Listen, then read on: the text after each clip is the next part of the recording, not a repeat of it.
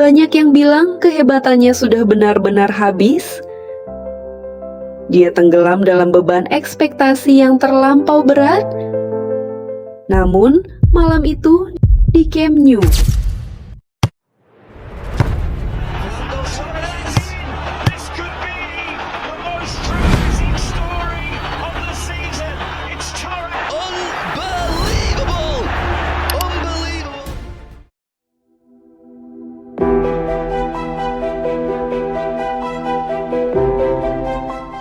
Januari 2011, Chelsea rela menggelontorkan dana fantastis sebesar 50 juta pound sterling pada saat itu demi mendaratkan satu nama, Fernando Torres. Seketika itu juga, jagat sepak bola dibuat terkejut bukan main. Kejutan itu bukan sekadar karena nominal transfernya yang gila, melainkan karena semua orang sepakat pada saat itu Torres memang layak dihargai semahal itu. Sebab sewaktu berseragam Liverpool, Torres bukan sekadar penyerang biasa. Dia adalah predator berdarah dingin di kotak penalti. Dialah sosok striker yang sanggap membuat bek-bek tangguh di dunia saat itu gemetar sebelum menghadapinya. Tengok saja musim debutnya di Anfield pada 2007 hingga 2008. Torres langsung menggebrak lewat torehan 24 gol di Premier League. Sebuah rekor luar biasa untuk pemain asing di musim pertamanya saat itu, yang sekaligus memecahkan catatan milik Ruud van Nistelrooy. Dia melampaui ekspektasi semua orang. Tak butuh waktu lama, dia menobatkan diri sebagai pemain tercepat dalam sejarah Liverpool yang mampu mengemas 50 gol di kompetisi liga. Bahkan, performa gilanya itu membawa Torres bertengger di posisi 3 besar Ballon d'Or, bersanding dengan nama besar sekelas Ronaldo dan Messi. Panggung internasional pun menjadi miliknya. Di Euro 2008, Torres mencetak gol tunggal yang krusial di partai final kontra Jerman, membawa Spanyol keluar sebagai kampiun Eropa, sekaligus mengukuhkan dirinya sebagai pahlawan bangsa. 2 tahun berselang, di Piala Dunia 2010, dia kembali menjadi bagian dari generasi emas Spanyol yang mengangkat trofi paling bergengsi di dunia. Publik pun memujanya dengan julukan El Nino, si bocah. Namun dia adalah bocah paling tajam dan mematikan yang pernah meneror lini pertahanan di Premier League. Hingga akhirnya, Chelsea datang menyodorkan cek senilai 50 juta pound. Sebuah angka yang memecahkan rekor transfer tertinggi Premier League kala itu, sekaligus menjadi nilai tertinggi untuk pemain asal Spanyol sepanjang sejarah. Dan takdir pun berubah, Torres memilih pergi. Tepat tanggal 6 Februari 2011, Torres melakoni laga perdananya bersama Chelsea. Ironisnya, lawan yang harus dia hadapi adalah mantan klubnya sendiri, Liverpool. Laga itu berakhir pahit, Chelsea tunduk 1-0, dan Torres gagal menyumbang 1 gol pun. Awalnya, publik Stamford Bridge belum menaruh curiga. Mereka maklum, pemain baru tentu butuh waktu untuk beradaptasi dengan taktik yang baru. Namun 1 minggu berlalu. Kemudian 2 minggu. Berganti menjadi 1 bulan, hingga genap 2 bulan berjalan. Gawang lawan seolah terkunci rapat, dan Torres tetap saja mandul tidak bisa mencetak gol. Padahal semasa di Liverpool, dia punya rasio mencetak gol yang mengerikan. Namun di Chelsea, dalam 2 bulan pertamanya, catatannya kosong melompong. Kebuntuan itu baru pecah pada 23 April 2011, hampir 3 bulan sejak laga debutnya. Torres akhirnya mencetak gol pertama untuk Chelsea ke gawang West Ham. Gemuruh stadion berbunyi bukan karena merayakan kemenangan yang indah, melainkan karena rasa lega yang luar biasa. Lega karena penantian yang terasa seperti selamanya itu akhirnya usai. Namun, disitulah letak petaka yang sesungguhnya.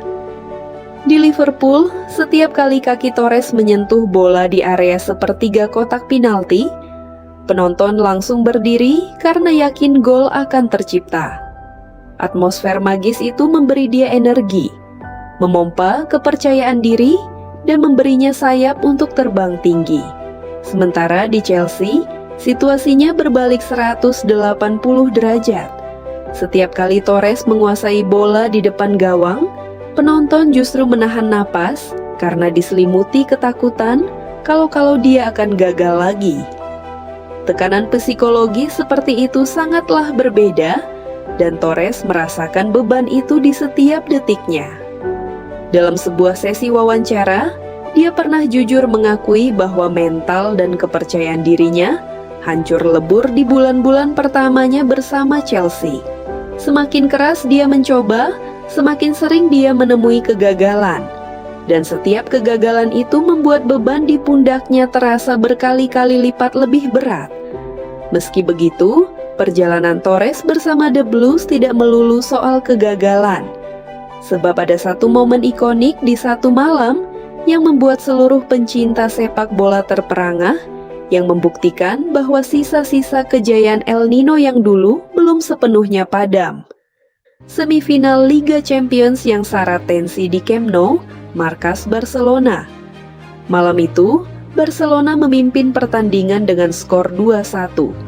Chelsea pun pincang lantaran John Terry diganjar kartu merah dan harus bermain hanya dengan 10 orang.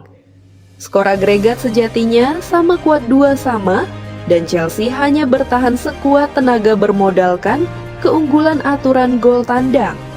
Barcelona terus mengurung pertahanan Chelsea tanpa ampun. 1 gol lagi dari Barca, maka mimpi Chelsea akan hancur seketika. Di menit-menit krusial itu, jutaan pasang mata menahan napas dengan cemas. Namun petaka bagi Barca tiba di menit ke-92. Lini belakang mereka kosong karena semua pemain telah maju menyerang. Berawal dari sapuan bola jauh Ashley Cole dari jantung pertahanan Chelsea, bola melambung melewati garis tengah dan mendarat tepat di kaki Torres yang berdiri bebas sendirian. Tak ada satupun pemain lawan yang menghalangi jalannya, kecuali sang penjaga gawang Victor Valdés. Dia tidak terburu-buru melepaskan tembakan. Dengan ketenangan seorang predator senior, memancing Valdés bergerak sebelum akhirnya dengan mulus menggeser bola ke jala yang kosong. Gol tersebut mengunci segalanya. Chelsea resmi melenggang ke final dan menuntaskan dahaga mereka dengan menjuarai Liga Champions untuk pertama kalinya dalam sejarah klub. Aksi Torres malam itu abadi sebagai salah satu gol paling ikonik sekaligus paling bernilai mahal sepanjang sejarah Chelsea. Kendati demikian, keajaiban di Camp Nou tetap tidak cukup untuk mengembalikan sentuhan emas Torres yang dulu. 3,5 tahun membela Chelsea, dia hanya mampu mengemas 20 gol dari 110 penampilan di Premier League. Padahal di Liverpool, dalam kurun waktu yang sama, dia sukses menceploskan 65 gol hanya dari 102 laga. Sebuah penurunan drastis yang sulit dinalar untuk seorang pemain yang sama. Usai petualangannya di London Barat, Torres sempat mencicipi atmosfer di AC Milan sebelum akhirnya pulang ke klub masa kecilnya di Atletico Madrid, hingga kemudian merantau ke Liga Jepang bersama Sagan Tosu. Di sana, pada tahun 2019, dalam usia 35 tahun, dia memutuskan gantung sepatu. Di atas kertas, dia pensiun sebagai salah satu pemain bergelimang trofi. Liga Champions, FA Cup, Europa League, Euro 2008, hingga Piala Dunia 2010 sudah masuk dalam lemarinya. Dia pensiun sebagai seorang pemenang. Namun bagi siapa saja yang pernah menjadi saksi mata kehebatannya di Anfield, sebuah pertanyaan besar akan selalu mengganjal di kepala. Apa yang sebenarnya merenggut ketajaman Torres saat berada di Chelsea? Para pengamat membedahnya dari berbagai sudut pandang.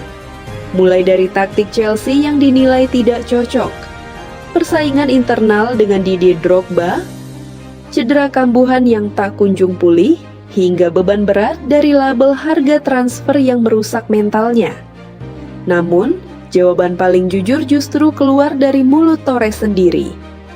Dia mengungkapkan bahwa selama bermain untuk Chelsea, setiap kali kakinya melangkah masuk ke dalam lapangan, ada satu perasaan asing yang tidak pernah dia rasakan sewaktu di Liverpool, yaitu rasa takut untuk gagal.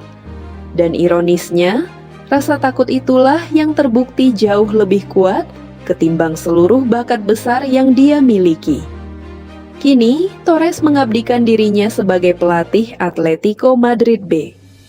Dia mendidik talenta-talenta muda yang bahkan mungkin belum lahir ketika dirinya menjadi pahlawan Spanyol di Euro 2008. Di pinggir lapangan itu, dia mungkin sedang mewariskan sebuah pelajaran berharga yang tidak akan pernah bisa ditemukan di dalam buku taktik manapun. Bahwa di level tertinggi, bakat sepak bola saja tidak akan pernah cukup. Sebab sepak bola bukan cuma perkara kehebatan kaki di atas rumput, tapi ini tentang mentalitas di dalam kepala dan keyakinan di dalam hati. Fernando Torres, sang El Nino, pria yang pernah membuat seisi stadion berdiri bergemuruh demi dirinya, dan sosok yang memberi kita pelajaran berharga, bahwa sesosok predator terbaik pun bisa kehilangan jati dirinya ketika beban dan tekanan dipikul terlampau berat sendirian.